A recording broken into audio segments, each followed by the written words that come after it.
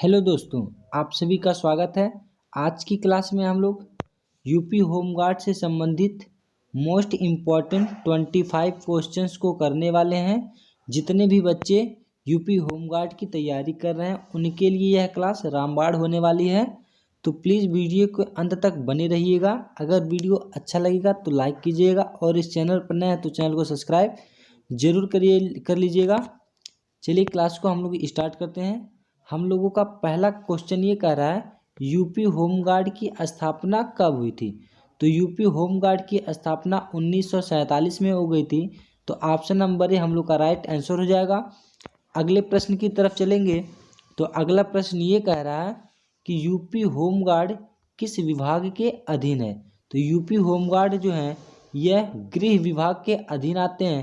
तो option number B हम लोग का राइट आंसर हो जाएगा। अगले प्रश्न की तरफ चलेंगे। अगला प्रश्न देखेंगे। अगला प्रश्न कह रहा होमगार्ड का मुख्य कार्य क्या होता है। तो होमगार्ड का जो मुख्य कार्य होता है यह पुलिस को सहायक सहयोग देना होता है। तो ऑप्शन नंबर बी हम लोग का राइट आंसर हो जाएगा। अगला प्रश्न देखेंगे। अगला प्रश्न ये कह रहा है यूपी होमगार्ड का उद्देश्य क्या होता है। तो यूपी होमगार्ड का उद्देश्य वही होता है कि पुलिस बल को सहायक बनाना। तो ऑप्शन नंबर बी हम लोग का राइट आंसर हो जाएगा।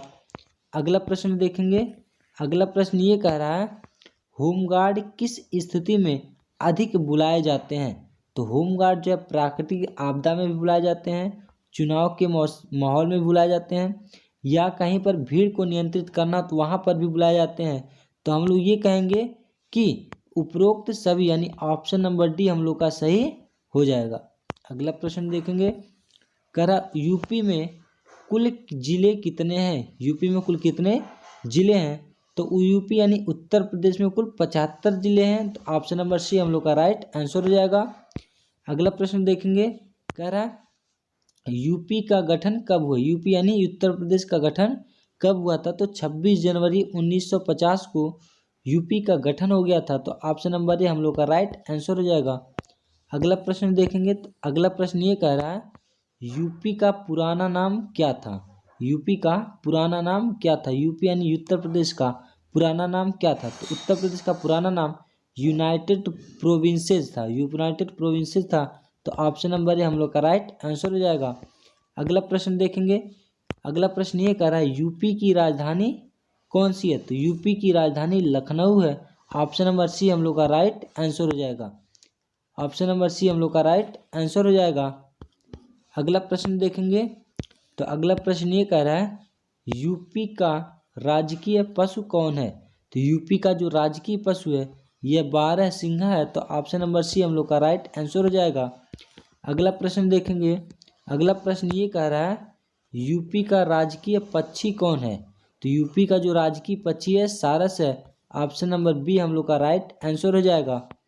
अगला प्रश्न देखेंगे। अगला प्रश्न ये कह रहा है यूपी का राजकीय वृक्ष क्या है। तो यूपी का राजकीय जो वृक्ष है ये पीपल है। ऑप्शन नंबर सी हम लोग का राइट आंसर हो जाएगा। अगला प्रश्न देखेंगे। अगला प्रश्न ये कह रहा है यूपी का राजकीय पुष्प क्या है। तो यूपी का जो राजकीय पुष्प ये कमल है। ऑप्शन नंबर बी हम लोग का राइट आंसर हो जाएगा। अगला प्रश्न देखेंगे। अगला प्रश्न ये कह रहा है उत्तर प्रदेश में सबसे लंबी नदी कौन सी है। तो उत्तर प्रदेश में सबसे लंबी नदी गंगा नदी है। तो ऑप्शन नंबर ए हम लोग का राइट आंसर हो जाएगा। अगला प्रश्न देखेंगे। अगला प्रश्न ये कह रहा है डायल 112 किससे संबंधित है। तो डायल 112 जो है ये आपातकालीन सेवा से संबंधित है। तो ऑप्शन नंबर बी हम लोग का राइट आंसर हो जाएगा। अगला प्रश्न देखेंगे। अगला प्रश्न ये कह रहा है यूपी का सबसे बड़ा जिला कौन सा है क्षेत्रफल की दृष्टि से।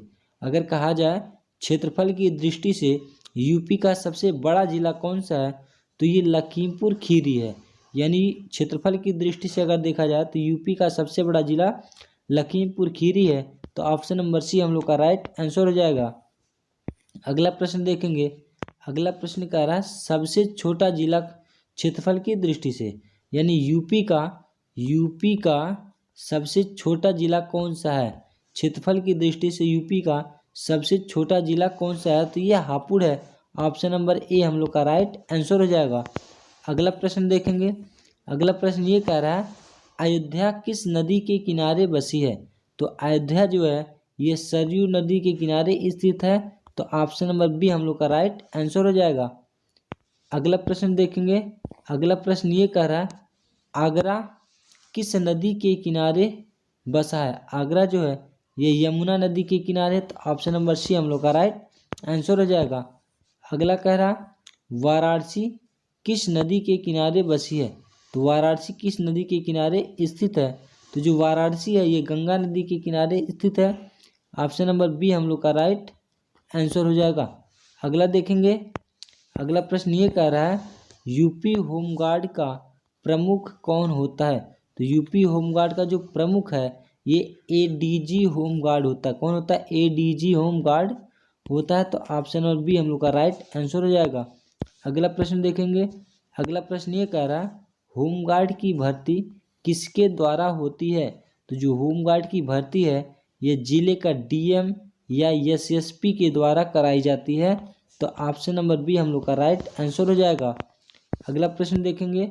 अगला प्रश्न ये कह रहा है होमगार्ड को किस कार्य में लगाया जाता है।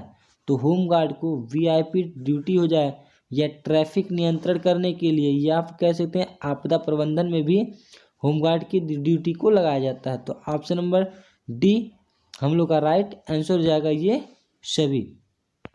अगला प्रश्न देखेंगे।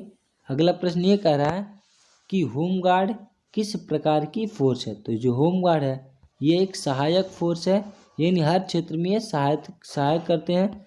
तो ऑप्शन नंबर बी हम लोग का राइट आंसर हो जाएगा। अगला प्रश्न देखेंगे। अगला प्रश्न ये कह रहा है यूपी होमगार्ड की ट्रेनिंग कहाँ होती है।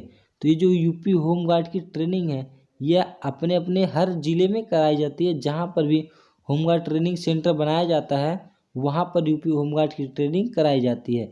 ये हर जिले में अलग अलग स्थान पर होता है।